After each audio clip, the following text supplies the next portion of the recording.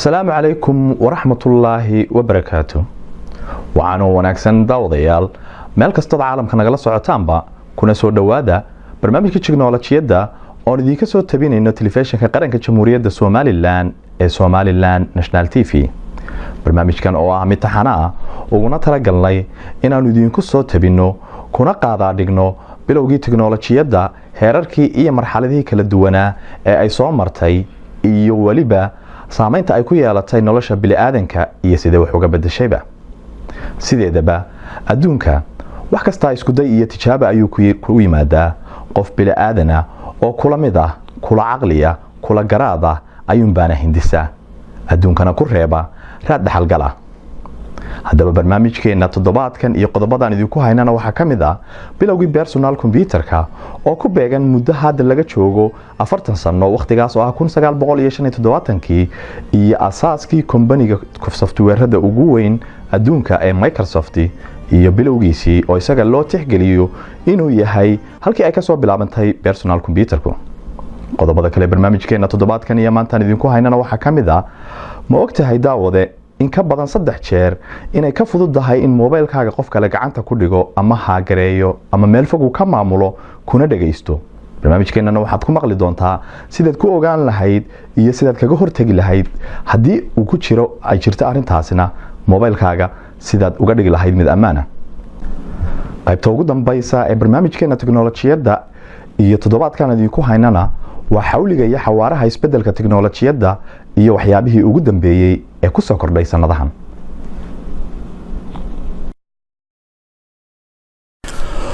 wixii ka horeeyay 1975 muu jirin dukaan suuq ama meel kale oo lagu iibiyo qalabka elektrooniga oo ka soo iibsan karaysay kombiyuutar adaduga isu leedahay. habka ugu macquulsan ee xiriir lagu sameyn jirayna waxay ahayd warqado boosta la isugu diro, halka maanta tiknoolajiyadu keentay aabab tiro badan oo ay ka mid yihiin WhatsApp, Viber, Skype iyo kuwa kale oo tiro badan oo aad si fudud u isticmaali karto. ardayga loo soo diro cashar ama qofkii raadsanaya ama raba inuu diyaariyo project kalena halka kaliya uu hiigsan jiray waxay ahayd buugaagta waaweyn ee taala librariyada. halka maanta si fudud wax kasta aad uga heli karto website-yada loogu talagalay in wax laga baaro ee ay ka mid yihiin Google, Yahoo, Bing iyo qaar kale oo badan. kombiyuutaraduna waqtigaas waxay ahaayeen kuwa laga helo oo kaliya meelaha librariyada waaweyn ama laababka waaweyn ee lagu sameeyo research-yada iyo jaamacadaha waaweyn ee wax laga barto. goobaha shaqaduna waxay ahaayeen kuwa lagu qoro oo kaliya typewriter iyo mashiinadii hore wax lagu koobiyeyn jiray. haddaba su'aashu waxay tahay goorma ayaa ugu horeysay inuu qofku personal computer yeelan karo? waxay ahayd bishii January ee sanadii 1975 markii jaldiga sare ee jariirad la oran jiray Babylon Electronic oo waqtiga ka soo bixi jirtay dalka Mareykanka lagu soo daabacay Altair A800 oo ay soo saartay shirkad la oran jiray MITS, kaasoo ugu tala gashay inuu noqdo computer yar kii ugu horeeyay ee qof kasta iska u yeelan karo ama uu isticmaali karo. Altair A800 oo loo qadariyay inuu yahay bilowgii personal computerka muu ahay wax muuqaal ahaan u eg sida computerka sida kan hadda aad u jeedaan ee screen-ka inooga muuqda oo kale. shaqo ahaanna muu lahayn wax programa oo uu ku qabto wax shaqo ah.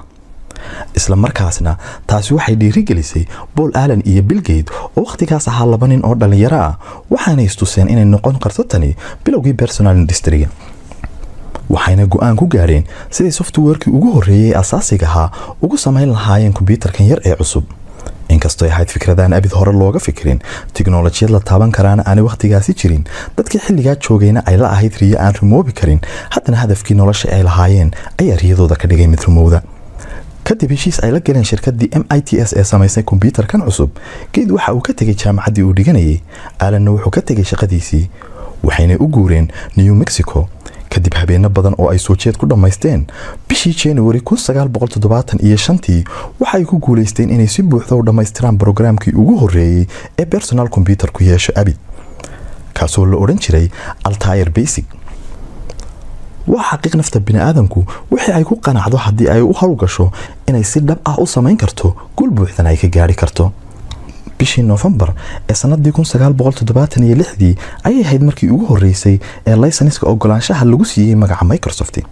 iyadoo tirada guud ee shaqaaluhu ahaayeen 6 qof oo kaliya dakhliga shirkaduna waqtigaas uu ahaa 22,000 oo dollar.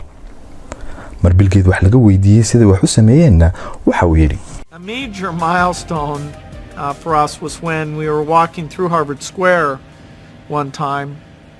and saw this popular electronic bulshada ugu weyn waxay bilaabantay mar aanu maraynay fagaaraha Harvard halkaas aanu ku aragnay jariyadan caanka ah ee electronic magazine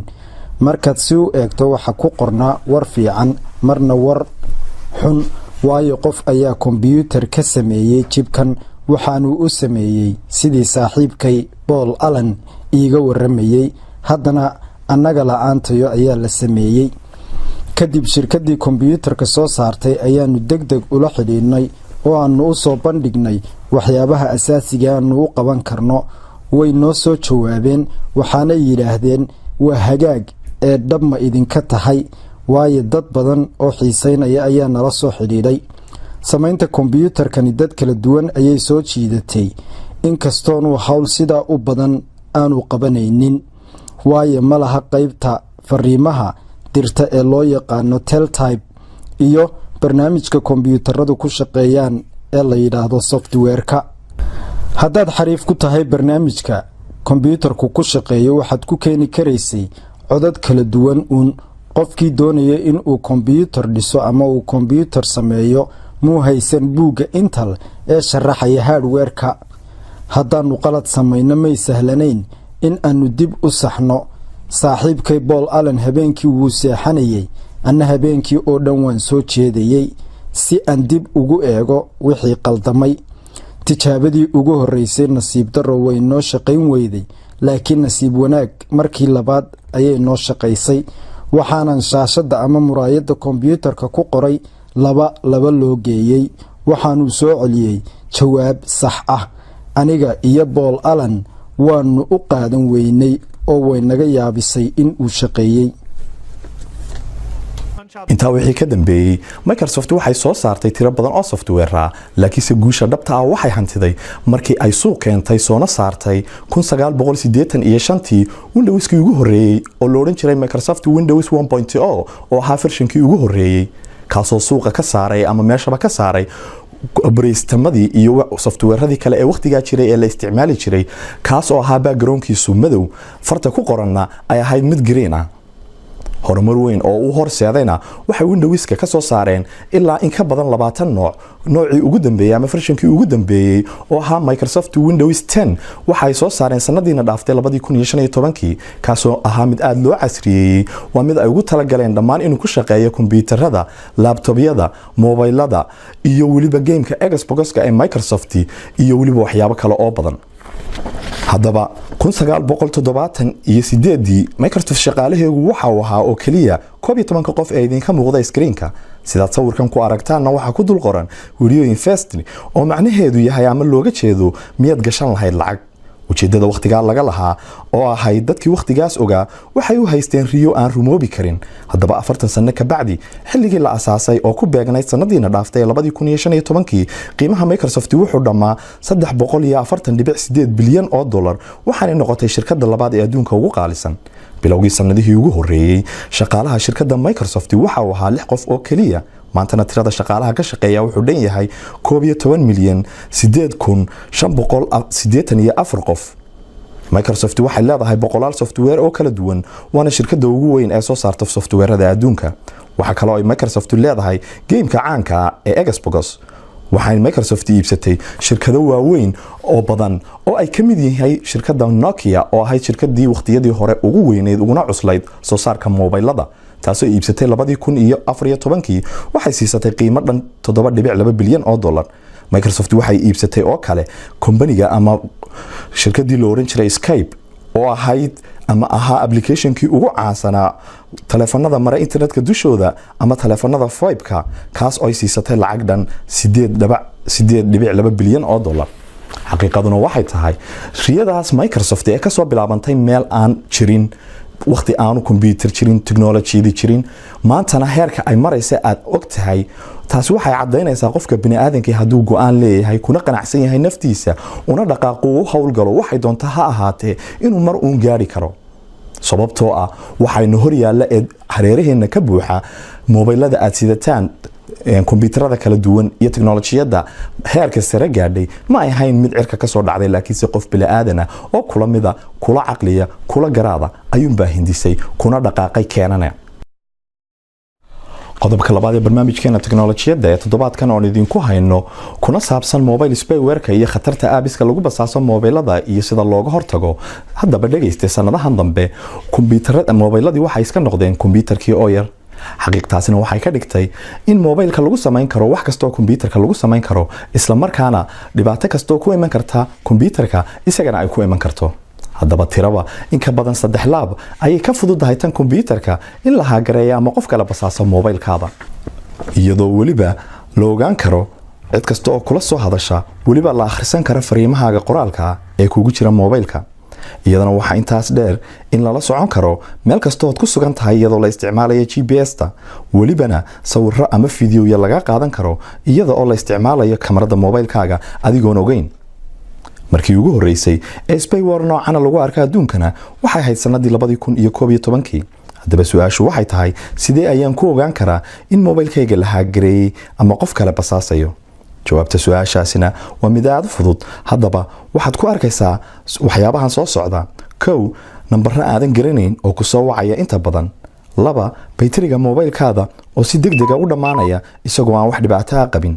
3 telefoonkaada oo kululaanaya xitaa adigoon isticmaalayn ama isagoo meel iska yaala 4 mobilkaada oo sameynaya codadka uu telefoonku ku soo dhaco ama message-yadu kugu soo dhacaan iyo waliba gariiro adiga oon wax message ama wax telefoon ay ku soo dhicin haddii aad waxyaabahaas ku aragtana haddaba mobilkaagu waxa uu yahay mid aan ammaan ahayn bay u badan tahay ama in lagu basaasayo si aad taa uga baxdo ama mobilkaaga uga dhigta mid ammaanana waxaad samayn kartaa labadan arrimood ee soo socda midkood waa ta hore in mobilkaaga aad reset ku samayso ood ka dhigto ama ku celiso standardkii shirkadu ku soo saartay oo markaad reset ku samaysa laakiin tiise waxaad waayi doontaa dhammaan aababkii aad ku soo dejisay sawiradii nambaradii message-yadii iyo wax kasta ood mobilkaaga ku save garaysay isagoo mobilkuna ku noqon doona habkii ay shirkadu ku soo saartay laakiinse taasi waa mid la hubo 100% inuu mobilkaagu ka save garoobaya ama ka badbaadayo khatartii in lagu dhagaysto ama lagu basaaso ama wixii ku jiray mobilkaaga inuu ka baxaba habka labaad oo ah midaan 100% la hubin laasa 90% waa inaad isticmaasho software-rada ama aababka anti-spyware-ka ee lagaga hortago spyware-ka kuwaasoo kaa celinaya ama aad kaga hortagayso wax kasta oo ku basaasaya laakiin tiise mid la hubo 100% ma aha taasina waa habka labaad ee aad kaga badbaadi karto in mobilkaaga la basaaso inagoo haatan soo gaarnay qaybtii ugu dambeysay barnaamijkeena tiknoolajiyada iyo toddobaadkan aynu kaga hadli doonno waxyaabihii ugu dambeeyay kusoo kordhay sanadahan tiknoolajiyada waxaynu kusoo qaadan doonaa gaari cusub oo aan noociisa hore loo arag gaarigaas oo ah mid aan darawal u baahnayn ama isagu ismaamulaya isna wadaya waxa kaliya ee la gelinaya adareyska uu tegayo ama adareyska aad u baahan tahay inaad tagto gaarigan oo mud sanadahan u dambeeyay ay ku hawlanaayeen